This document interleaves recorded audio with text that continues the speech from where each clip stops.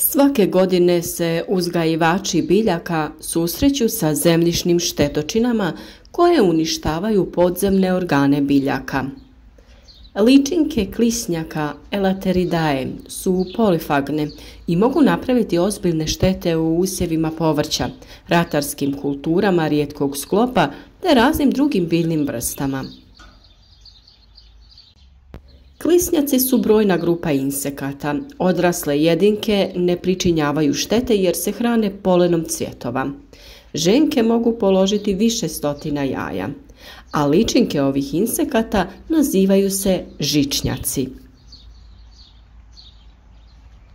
One se razvijaju u zemljištu, dužina tijela im se kreće od 1,5 do 3,5 cm u ovisnosti od vrste klisnjaka.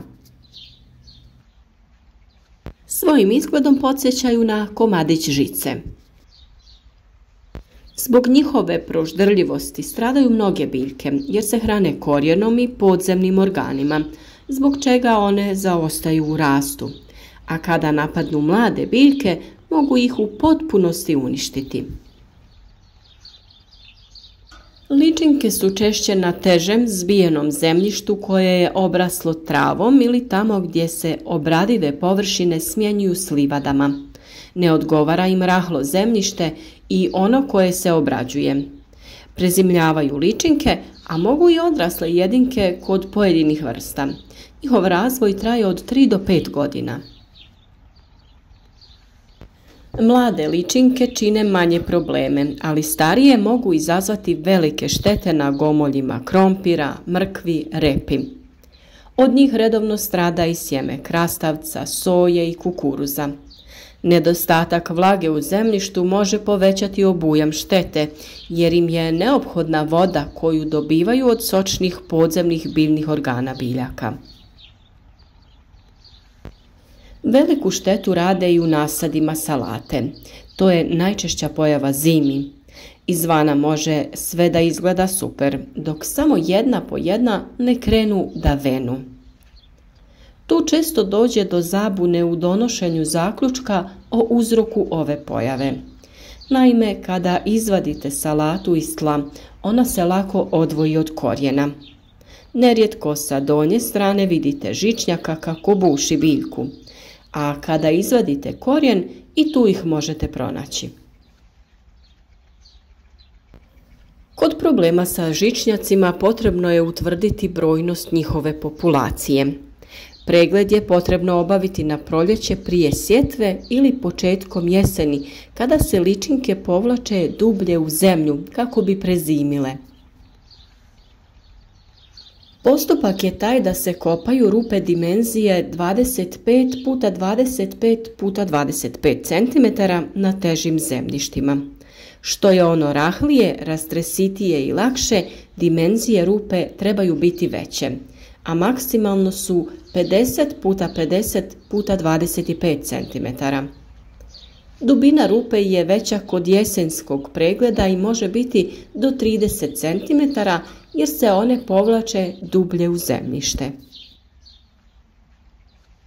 Broj iskopanih rupa ovisi od veličine parcele na kojoj obavljamo pregled. Na manjim se taj broj kreće do 8, a za veće je taj broj veći. Vjerujem da većina vas ima problema u vašim malim vrtovima, ali potrebno je iskopati od 8 do 10 rupa za parcele površine od 1 do 5 hektara. Rasporedite ih ravnomjerno po površini.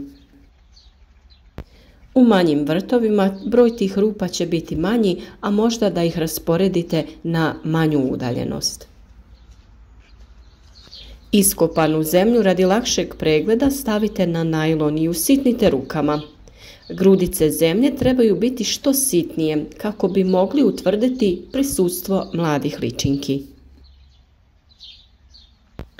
Njihov se broj na površini parcele utvrđuje na osnovu broja pronađenih u uzorku koji se množi sa 16. To znači da nam jedna larva u uzorku kazuje da na 1 metru kvadratnom površine nalazi se njih 16. Kod rupa većih dimenzija i većih površina postupak utvrđivanja je nešto drugačiji. Broj pronađenih ličinki se pomnoži sa 4, a dobiveni rezultat dijeli se sa brojem iskopanih rupa na površini parcele. Tako se dobije njihov broj po 1 kvadratnom metru. Prag štetnosti za ratarske vrste se smatra kada na vlažnijim zemljištima pronađemo njih 3 do 5 po 1 kvadratnom metru, a na sušnim od 1 do 3 komada. Kod kultura gustog sklopa on je nešto veći i iznosi 25 po metru kvadratnom na vlažnim zemljištima, odnosno 15 na sušnim. Prema utvrđenom broju poduzimaju se i aktivnosti koje imaju za cilj smanjenje te populacije. Preventivne mjere nam mogu pomoći u zaštiti usjeva.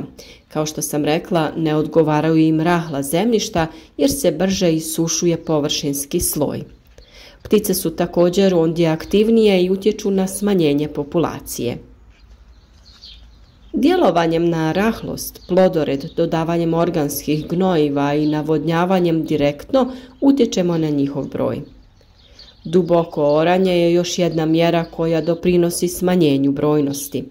Najbolje ga je obaviti po hladnom danu, jer ličinke koje budu izbačene na površinu brzo uginu zbog hladnoće.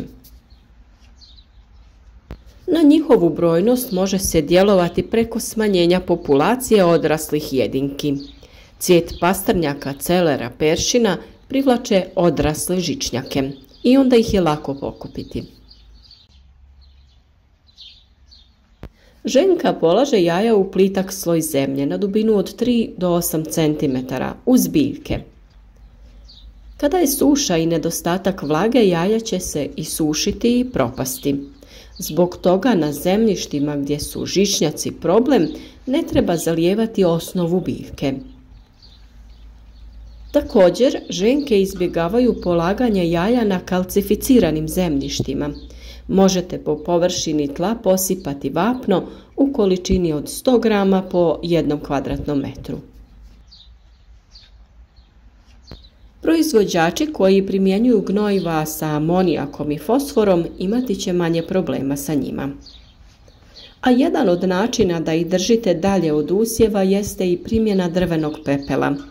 Jednostavnim posipanjem po površini odbiti ćete ženke koje ondje neće polagati jaja.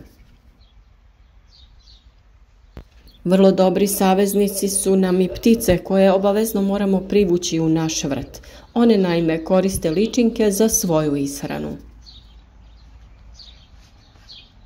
U slučaju kada primijetite ličinke žičnjaka u svom vrtu, izbjegavajte malčiranje zemljišta. Ispod sloja malča je vlažnost povećana i to im odgovara. Iako ono se može iskoristiti i za privlačenje i sakupljanje žičnjaka. Na parceli se ostavljaju gomilice trave ispod kojih se one sakupe i lako ih je pokupiti. Mamci od povrća nam mogu pomoći u suzbijanju ove štetočine. Naime, cikla, krompir i mrkva isjeku se na veće komade i plitko zakopaju u zemlju. Na to mjesto zabodemo grančicu ili neki štapić da označimo gdje nam je mamac. Sljedećeg dana ga iskopamo i pronađene ličinke uništimo. Mamac se može koristiti nekoliko dana sve dok je sočan. Žičnjacima smetaju neugodni mirisi te izbjegavaju površine gdje je posijana gorušica. Zbog toga je ona idealan izbor za zelenu gnojidbu na parcelama gdje su prisutni žičnjaci. Druga biljka koju ne podnose je neven. Dobro je u jesen zaorati sve ostatke nevena, a sljedeće godine na tom mjestu uzgajati krompir. Kod njegove sadnje, pored gomolja, dodati i truli luk, jer ličinke ne podnose ovaj miris. Odrasle jedinke mogu se također hvatati uz pomoć feromonskih klopki. Koncentracija feromona koji privlače insekte je veća nego kod ženke. Hvataju se muške jedinke.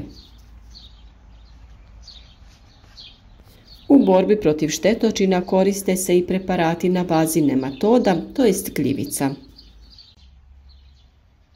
Što se tiče upotrebe hemijskih insekticida, obično se radi o praškastim preparatima koji se apliciraju u zemljište ili se nanose na sjeme.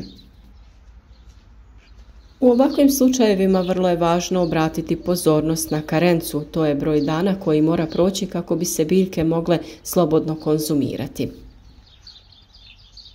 U svakom slučaju probajte sva ova prirodna rješenja prije nego budete primorani ipak da koristite neke hemijske preparate. Nadamo se da vam je ovaj video bio od koristi i da ćete uspjeti riješiti ovakve probleme ukoliko se pojave. Mi smo uvijek tu za vas na našem kanalu, pa ukoliko već niste, zapratite ga i družite se s nama svaki dan uz novi koristan video. Naš trud možete nagraditi sa jednim lajkom ili podijeliti video sa prijateljima. A za sve nedoumice i druga pitanja uvijek smo dostupni za vas u komentarima ispod videa.